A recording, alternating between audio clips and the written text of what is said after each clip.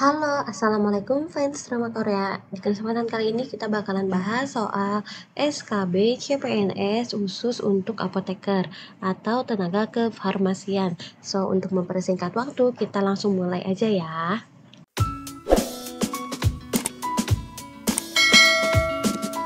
Pertanyaan pertama, lingkungan internal di dalam tubuh adalah A. Cairan intrasel, B. Cairan ekstrasel, C. Cairan eksudat, D. Sel, E. Jaringan. Jawabannya adalah A. Jaringan intrasel.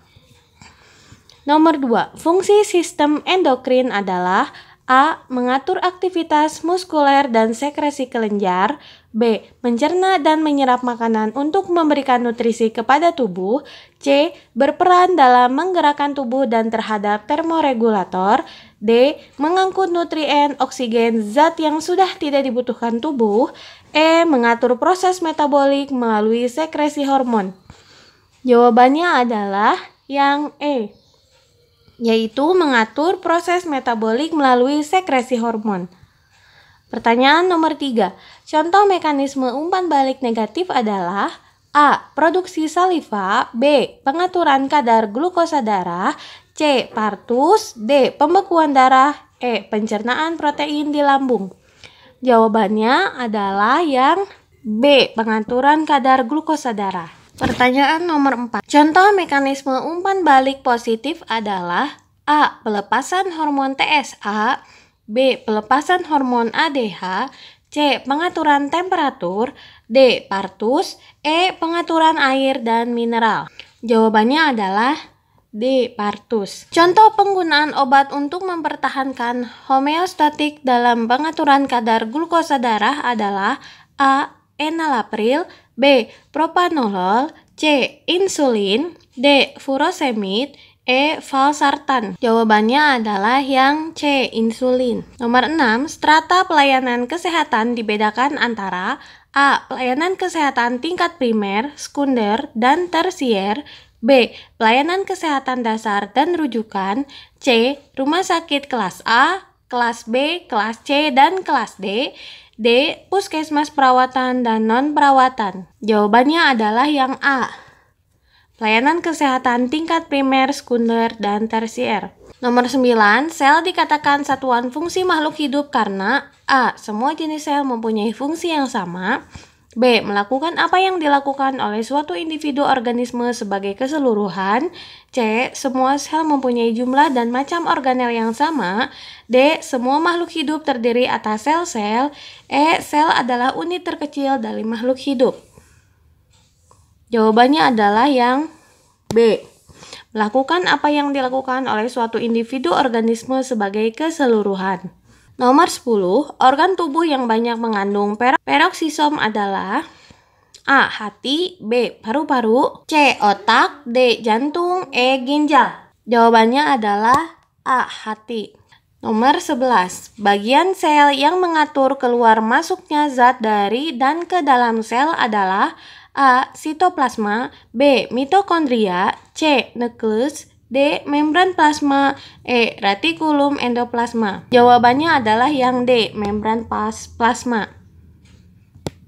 Pertanyaan selanjutnya, proses penggerakan acak partikel-partikel dari konsentrasi tinggi ke rendah disebut A. Osmosis, B. Transfer pasif, C. Transfer aktif, D. Difusi, E. Transitosis. Jawabannya adalah yang D. Difusi. 13.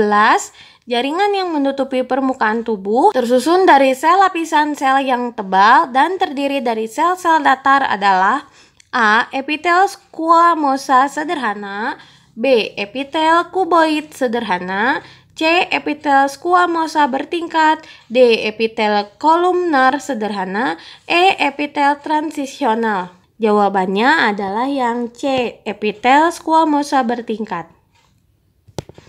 Pertanyaan nomor 14. Sel epitel dengan mikrofili dapat ditemukan pada A. Dinding pembuluh darah, B. Dinding rahim, C. Dinding paru-paru, D. Dinding usus kecil, E. Dinding esofagus.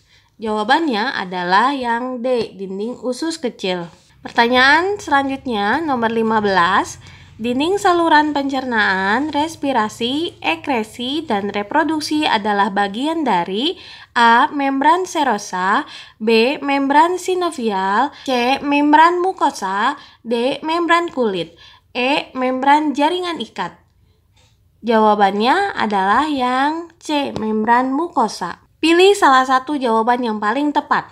Nomor 16 ya. Perhatikan karakteristik berikut ini. 1.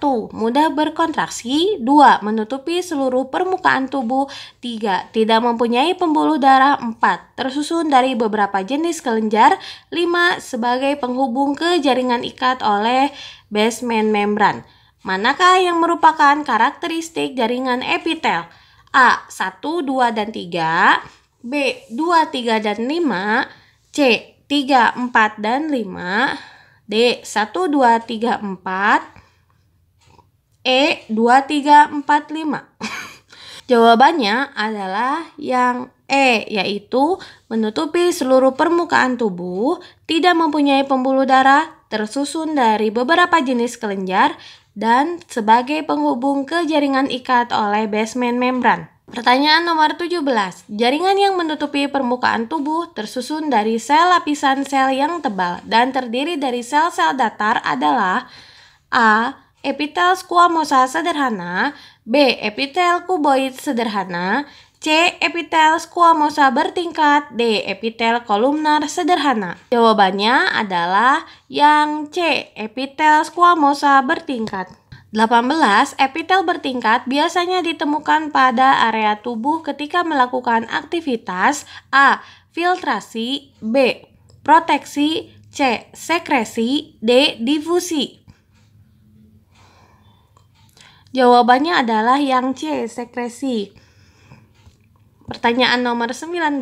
Manakah yang tidak menggambarkan karakteristik dari epitel squamosa bertingkat non-keratinasi? A. Tersusun dari banyak lapisan sel. B. Terdiri dari sel-sel gepeng. C. Permukaan sel-sel hidup. D. Ditemukan pada kulit. Jawabannya adalah yang D, yaitu ditemukan pada kulit. 20. Jenis epitel apakah yang dapat ditemukan di dalam kandung kemih? A. Kuboid, B. Kolumnar, C. Transisi, D. Squamosa.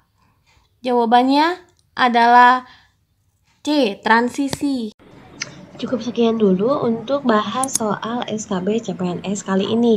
Semoga video ini bisa bermanfaat dan membantu teman-teman semua dalam proses belajar menghadapi ujian SKB CPNS. Semangat terus dan jangan lupa tetap subscribe serta like dan komen ya untuk menunggu video-video aku selanjutnya. Terima kasih. Assalamualaikum.